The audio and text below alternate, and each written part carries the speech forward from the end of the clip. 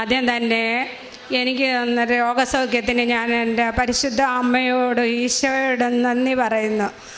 ഞാനൊരു ക്യാൻസർ പേഷ്യൻ്റാണ്. എൻ്റെ വീട്ടിലെല്ലാവർക്കും ഓരോരോ തരത്തിലുള്ള രോഗത്താൽ ഭാരപ്പെട്ട് കഴിയുന്ന ഒരു സമയത്താണ് ഞാൻ ഈ കൃപാസനത്തെ പറ്റി അറിയാൻ കഴിഞ്ഞത്. എൻ്റെ സർജറിക്ക് വേണ്ടി ഞാൻ ആലപ്പുഴ മെഡിക്കൽ കോളേജിൽ വെച്ചാണ് എനിക്ക് ഈ കൃപാസനത്തിൻ്റെ പത്രം കിട്ടുന്നത്. അങ്ങനെ ഞാൻ ട്രീറ്റ്മെൻ്റ് എല്ലാം കഴിഞ്ഞു. ഈ അടുത്ത സമയത്താണ് ഞാൻ ഇവിടെ വന്ന് ഉടമ്പടി എടുത്തത്. ഇനി ഒരിക്കലും ഇങ്ങനെ ഒരു രോഗം ഉണ്ടാവരുതേ എന്ന് ഞാൻ എൻ്റെ അമ്മയോടും ഈശോയോടും പ്രാർത്ഥിച്ചു. ഇതുവരെയും എനിക്ക് വലിയ കുഴപ്പങ്ങളൊന്നുമില്ലായിരുന്നു. പക്ഷേ ഇപ്പോൾ വീണ്ടും എൻ്റെ ചെവിയിൽ തന്നെ ഒരു മുഴ ഉണ്ടായി. അത് ഡോക്ടറെ കാണിച്ചപ്പോൾ അത് സിറോമ എന്നൊരു രോഗമാണ്, സർജറി അല്ലാതെ ഇതിന് മറ്റൊരു മാർഗമില്ല എന്ന് ഡോക്ടർ പറഞ്ഞു. അപ്പോൾ വീണ്ടും വിഷമമായി. എങ്കിലും ആ ഡോക്ടർ ആ ഫ്ലൂയിഡ് കുത്തി എടുത്ത് കളഞ്ഞു. എങ്കിലും 2 ദിവസം കഴിഞ്ഞ് നോക്കുമ്പോൾ വീണ്ടും അതേ നിലയിൽ തന്നെ തുടരുകയായിരുന്നു. അപ്പോൾ എനിക്ക് ഉടമ്പടി പുതുക്കേണ്ട സമയമായിരുന്നു. ഞാൻ കഴിഞ്ഞ 15-ാം തീയതി ഇവിടെ വന്നു, ഉടമ്പടി പുതുക്കി. അച്ഛനെ കാണാൻ ചീട്ടെടുത്തു. അങ്ങനെ അച്ഛൻ്റെ അടുത്ത് വന്നു, അച്ഛനെ കണ്ടു. അച്ഛൻ വിശുദ്ധ തൈലം എൻ്റെ ചെവിയിൽ പുരട്ടി പ്രാർത്ഥിച്ചു. അന്ന് ഇത് കുത്തിയെടുത്തതിന് ശേഷം ഡ്രസ്സ് ചെയ്ത് വെച്ചിരിക്കുകയായിരുന്നു. ഞാനിവിടുന്ന് പോകുമ്പോൾ അമ്മയോട് ഞാൻ പറഞ്ഞു, 2 ദിവസം കൂടി ഞാനിത് നോക്കും, അത് കഴിയുമ്പോൾ ഈ ഡ്രസ്സിങ് അഴിക്കുമ്പോൾ എൻ്റെ ചെവിയിൽ ഇതിൻ്റെ ഒരു ഫ്ലൂയിഡിൻ്റെ ഒരംശം പോലും ഉണ്ടാകരുത് എന്ന് ഞാൻ അമ്മയോട് പ്രാർത്ഥിച്ചു. 3-ാമത്തെ ദിവസം ആ ചെവിയിൽ നിന്നും ആ ഡ്രസ്സിങ് നീക്കം ചെയ്തു. ഒരു ശകലം പോലും ഫ്ലൂയിഡിൻ്റെ ഒരംശം പോലും ഈ ചെവിയിൽ ഇപ്പോൾ ഇല്ല. വീണ്ടും ചെന്ന് ഡോക്ടറെ കണ്ടു. ഡോക്ടർ പറഞ്ഞു, ഒരു കുഴപ്പമില്ല, ഇനി ഒന്നും ചെയ്യേണ്ട ആവശ്യം ഇല്ല എന്ന് പറഞ്ഞു. അങ്ങനെ എൻ്റെ അമ്മയും ഈശോയും എനിക്കിതൊന്ന അനുഗ്രഹത്തിന് നന്ദി പറയാൻ വേണ്ടിയാണ് ഞാൻ ഇന്നിവിടെ വന്നത്. പിന്നെ കഴിഞ്ഞ മാസം 25-ാം തീയതി എൻ്റെ മോളുടെ വിവാഹമായിരുന്നു. പുള്ളി വിദേശത്തായിരുന്നു. പക്ഷേ ഒരു 20-ാം തീയതി 15-ാം തീയതി ആയിട്ടും ആളെത്തിയിട്ടില്ല. അവൻ്റെ പേപ്പറുകളോ ടിക്കറ്റോ ഒന്നും ശരിയായില്ല. അങ്ങനെ 15-ാം തീയതി വരെ ഞങ്ങൾ പ്രതീക്ഷിച്ചു. 16-ാം തീയതി ആയപ്പോൾ ഞാൻ മോളോട് പറഞ്ഞു, ഇനി നമ്മൾ നോക്കിയിരുന്നിട്ട് കാര്യമില്ല, എന്തൊക്കെ ഉണ്ടെന്ന് പറഞ്ഞാലും ചെറുക്കനില്ലാതെ എന്ത് കാര്യം. അങ്ങനെ ഞാൻ മോളെയും കൂട്ടി ഇവിടെ വന്നു. മോളെ കൊണ്ട് ഉടമ്പടി എടുപ്പിച്ചു. ഉടമ്പടി എടുപ്പിച്ചതിൻ്റെ 3-ാമത്തെ ദിവസം അവൻ്റെ പേപ്പറുകളെല്ലാം ശരിയായി. 21-ാം തീയതി അവൻ നാട്ടിലെത്തി. 25-ാം തീയതി അങ്ങനെ കല്യാണവും കഴിഞ്ഞു. അങ്ങനെ പരിശുദ്ധ അമ്മയും ഈശോയും ഞങ്ങൾക്ക് ഒരുപാട് അനുഗ്രഹങ്ങൾ തന്നു. അതുപോലെ എനിക്ക് സുഖമില്ലാത്തത് കൊണ്ട് വളരെയേറെ വിഷമത്തിൽ കഴിയുന്ന സമയമായിരുന്നു. അപ്പോൾ ഒരു ദിവസം രാവിലെ ഞാൻ പ്രത്യക്ഷീകരണ പ്രാർത്ഥന ചൊല്ലിക്കൊണ്ടിരിക്കുമ്പോൾ കുളിച്ചിട്ട് വന്ന ഭർത്താവ് എന്നെ കാണിച്ചു. എൻ്റെ ഈ ഭാഗത്തായിട്ടൊരു തടിപ്പ് പോലെ വന്നു. പക്ഷെ പെട്ടെന്ന് എനിക്കത് വിഷമമുണ്ടായി.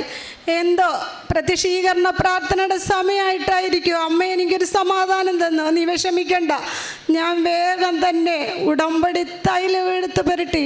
ഒരാഴ്ചയായി ആ അസുഖം പൂർണ്ണമായും ആ വിശുദ്ധ തൈലത്താൽ സൗഖ്യമായി. ഇന്ന് ആർക്കും മറ്റ് യാതൊരു അസുഖങ്ങളോ മറ്റോ ഒന്നുമില്ല. പ്രാർത്ഥിക്കുന്ന വിഷയത്തിലൊക്കെയും എൻ്റെ അമ്മ ഇടപെടുന്നുണ്ട്.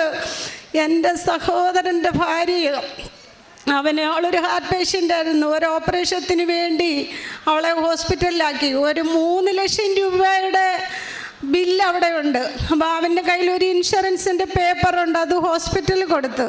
അപ്പോൾ അവൻ എന്നെ വിളിച്ചിട്ട് പറഞ്ഞ്, ചേച്ചി ഒരു കാര്യം ചെയ്യാം, ഉടമ്പടി എടുത്തതല്ലേ, മാതാവിനോടൊന്ന് പ്രാർത്ഥിക്ക്, എനിക്ക് ഈ 3 ലക്ഷം രൂപയൊന്നും അടയ്ക്കാനുള്ള കഴിവില്ല.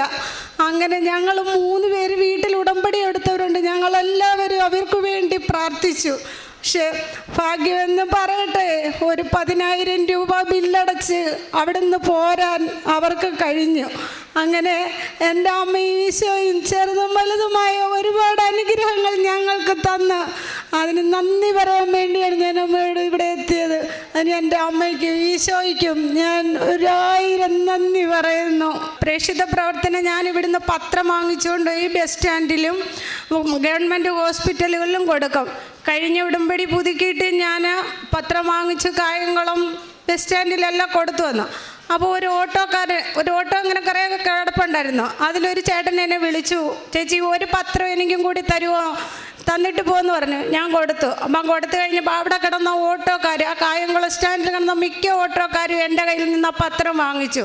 അപ്പം എൻ്റെ അടുത്ത് ചോദിച്ചു, ചേച്ചി ഇത് എവിടെയാണ്, എത്ര സമയമാകുമ്പോൾ ഇവിടെ എത്തണം, എനിക്കും അവിടെ പോകണം, ഉടമ്പടി എടുക്കണം എന്നൊക്കെ പറഞ്ഞു.